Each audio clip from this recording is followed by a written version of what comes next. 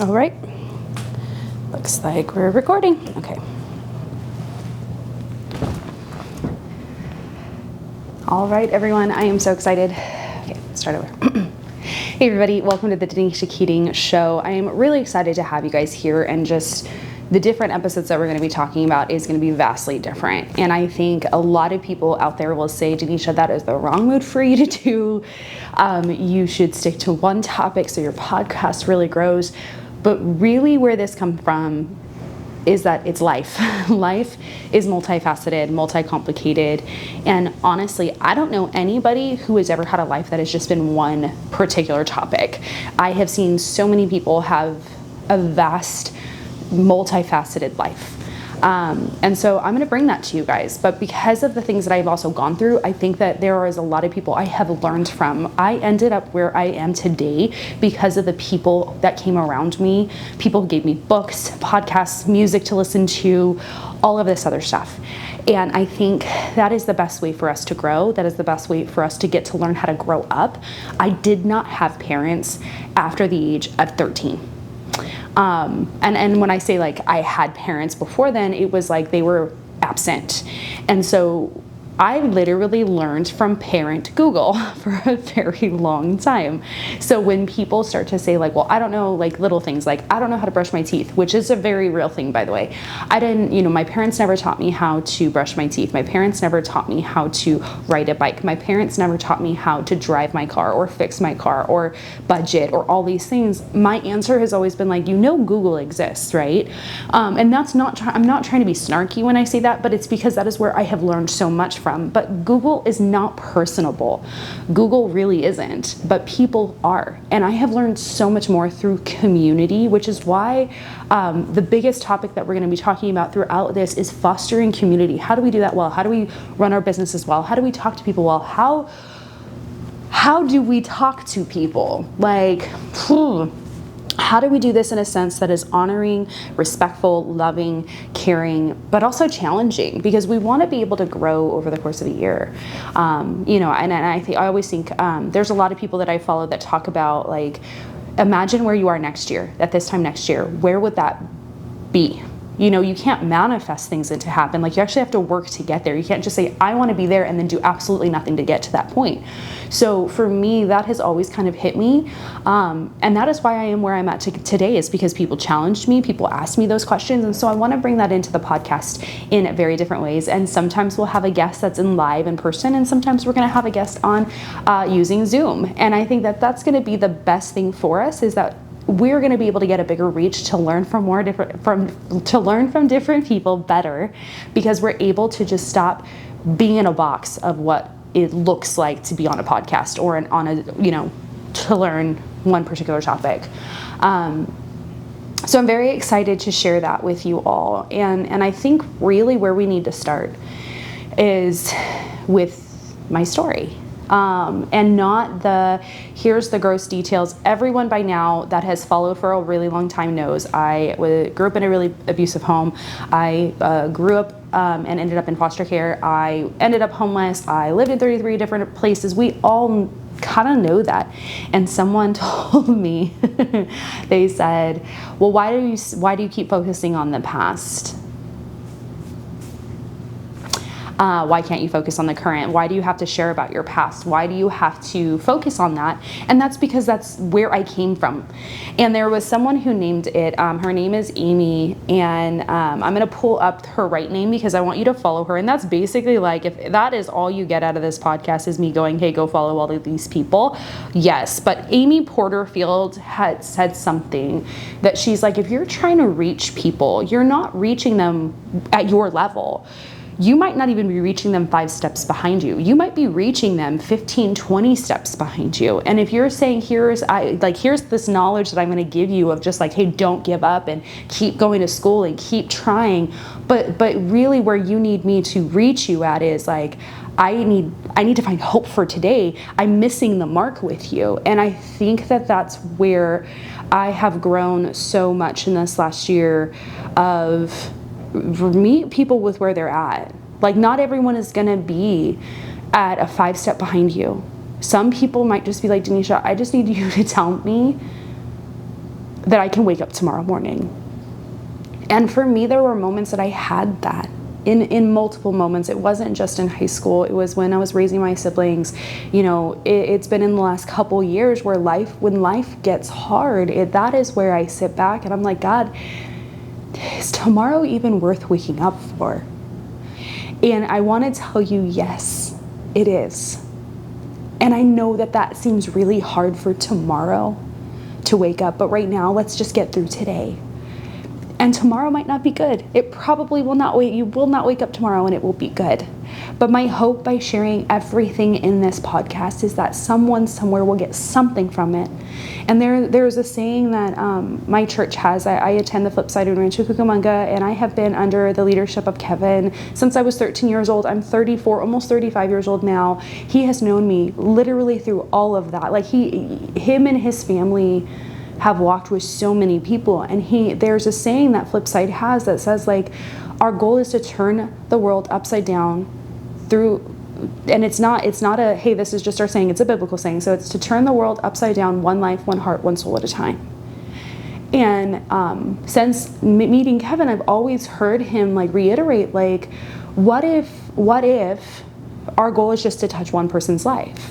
What if that is our goal, is to just focus on the one? And I have felt like God has consistently led me to the back of the room in everything. He's kept my circle small. He's kept me kind of disconnected. And I'm going to say this and people are going to go, that's really weird. Why would God do that? I asked the same question hundreds of times. But there are so many moments in my life where I found that God was like, hey, I'm not going to just elevate you to the popular crowd. I'm not just elevating you to the front of the room as soon as you get here. I'm not elevating you to stages. I'm not elevating you to where you want to be, because I need you where I need you. And I was like, but Lord, like, there's no honor in the back of the room. Like, literally, this has been my last year, and on, like, my whole life, I've just been like, God, I've been so confused on where you want me. And I have been doing speaking events for foster care communities for the last 3 years. I've been doing training. I've been writing my book. I released my book. I sold a lot of copies. And I sat back and I was like, Lord, like, why does that not feel like enough? And it's not that I'm not proud of where I'm at, and not where, I'm not like, oh, well, it's, God has repeatedly done more in the conversations on Instagram and Facebook. He has done more. I've seen his hand move more in the back of the rooms versus for when I'm on stage. I get to reach more people when I'm on stage. I get to share my story and walk out of a room and then kind of be like, oh, okay, that's it. But the things that people, when they message me after an event and they're like, hey, you were at my church, or hey, you were at my school and you said this, and this, and I really appreciate that you didn't lie to me from the stage. You told me it was going to be hard. And I'm like, and in those moments, it's like, God's like, this is why I've kept you in the back, because I need you to focus on the back of the room where people are often not focused. But then this last year, there was a huge shift in me of understanding why God places me where he places me. And it's not that he can't use, let me rephrase this. I heard him kind of just iterate in my heart. Like, it wasn't like a long conversation. It was just kind of like this, like, do you see? I feel like he has put me in the back of the room because I would get distracted with the job of the front, making it look perfect, making it look good, making it look perfection. But in the back of the room, I'm like, let's be okay with it being messy. I'm not focused on the job at hand. I'm focused on the person I get to meet because of what I have learned from, not having parents to having people I look up to, being able to be like, okay, if my purpose, if my story can reach one person, there might not be an opportunity for that person to get to the front of the room. So by being willing to sit in the back, where I feel the most comfortable, honestly, I'm able to see a little bit more. But I used to be ashamed of being in the back of the room. And in the last year, there's this shift where it was like, I felt like God was like, I put you there on purpose, Danisha. And I was like, I told a friend about this, and both of us, but first, like when I knew this, someone had told me years ago, they were like, Danisha, God placed you in the back of the room. And I was like, no, he didn't. Like, he would not place me in the back of the room. The Lord done messed up. Like, he put me in the wrong spot. And she's like, well, maybe you're not ready to go forward. But then this last year I was talking to a friend and I was like, I'm really excited to be in the back of the room because I get to see more, I get to do more, I get to see the messy and live with people, and it is a beautiful thing to be in the back of the room. And God can still call us to the front momentarily, and then, but my placement where my purpose is being the person who's like, hey, I'm not the person who woke up overnight and had social media following and then went famous and made millions of dollars. I've had to really work for where I'm at, and that's where most of us sit. Most of us sit in the confusion of why God would allow things to happen where I've been, where I have contemplated taking my life, because that's where a lot of us have sat. And it's not a shameful thing that I have thought for so long. It's like, oh my God, my story is too much. And God's like, your story is exactly what it needs to be for my glory.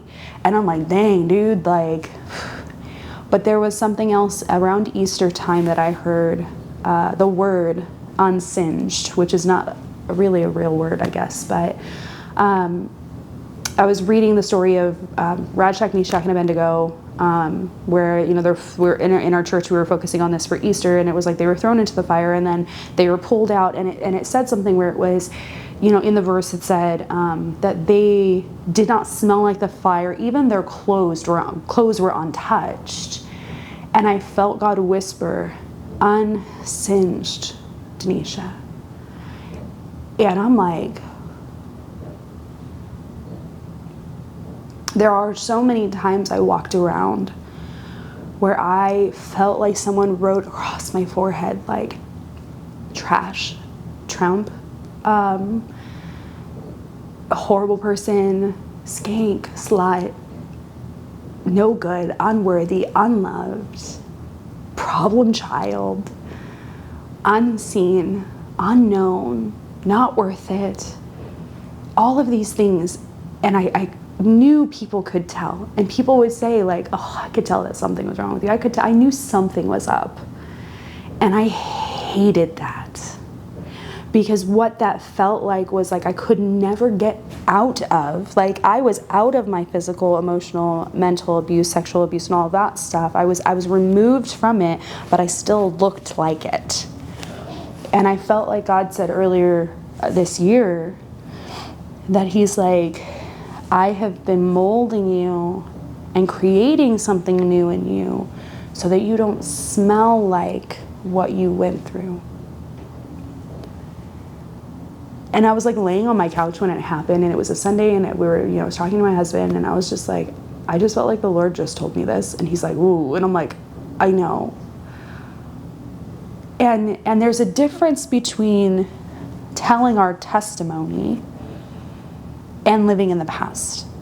And so many people get those confused. Me living in the past, me sharing my story and being like, well, I can't move forward because this thing is still hurting me. Versus telling my testimony and saying, this is what I went through, and it has no hold on me anymore. Guys, I should be in jail, on drugs, mentally unstable. Like, these things should have happened because that's what trauma does to people. And there's a whole group of us who are going, Lord, why did you take us out of that fire and not take everybody out of that fire? And it's our job to go back into the fire and expose that there is a way out and say, guys, like, okay, I want to lean in because I'm like, I need someone to hear this. Like, you are in your fire and you are telling yourself you cannot get out. You're in your fire and you're saying, everyone knows just how bad it is for me. And nobody loves me, nobody cares for me, nobody sees me, and I want you to hear, God does. He is sitting with you. And there are, I've been working through something in counseling the last year where I used to think like God saw me, but he was so distant of like, well, I can't get in there with you because it's too messy. And I have come to realize like God was not just afar looking down at me. He was sitting with me, weeping with me, because this was not his design. His design was not for my life to be a wreck.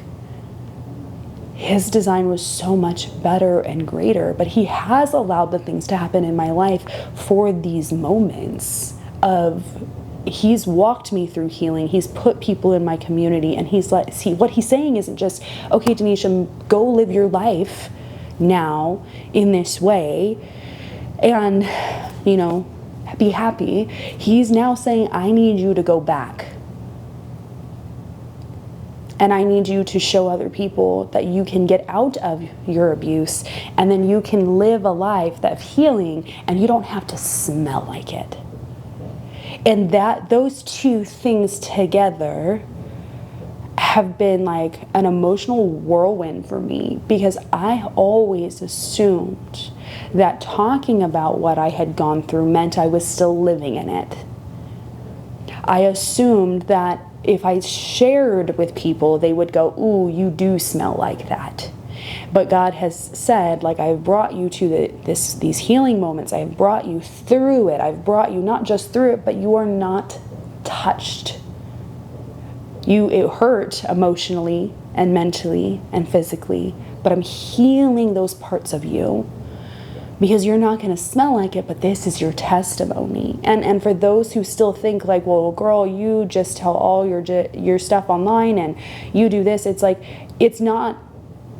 The reason I share, and I'm so passionate about sharing my testimony, is one, to point at who God is, and two, to show two different types of people. The people who are in abuse, that they can get out of abuse and not smell like abuse, and the people who are seeing abuse or abusing, to say, okay, that behavior that Danisha went, like the things Danisha went through, this is similar to this, and we need to act and step up so this person doesn't have to live like this anymore.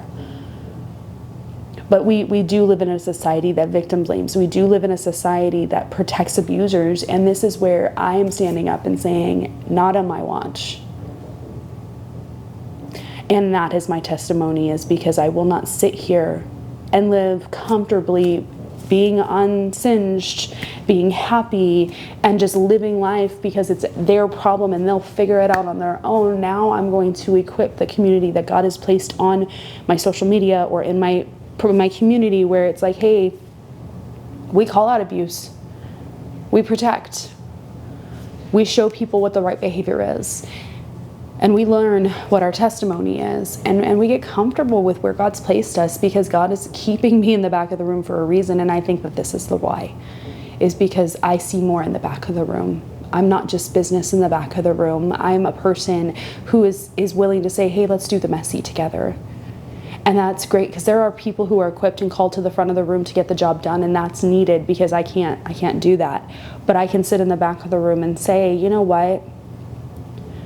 I'm willing to do the messy, and focus on the messy, while others can be in the front and they can focus on both, or just the job at hand, or the messy and the job. I'm not able to focus on both. I get very like business oriented, and so God has been like, that's not your place, and that's okay.